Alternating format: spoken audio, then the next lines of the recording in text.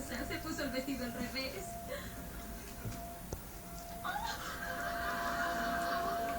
¡Santo cielo! ¿Eso tiene una faja?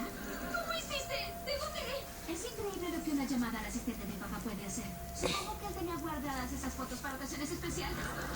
Observen y aprietan, fashionistas. Puede que haya un lanzamiento de Marciana. Eso te pasa por robarte la gente de mi escritorio. No es robar cuando la gente quiere estar en mi divertido escritorio. ¿Divertido escritorio? Parece que él solo hubiera vomitado. Yo trabajé duro en esto. No chasqué mis dedos para que pasara. Eres la niña que tú quieres ser. Podría cobrar por sonreír, pero gratis no va a ser. ¡Silencio, Josh!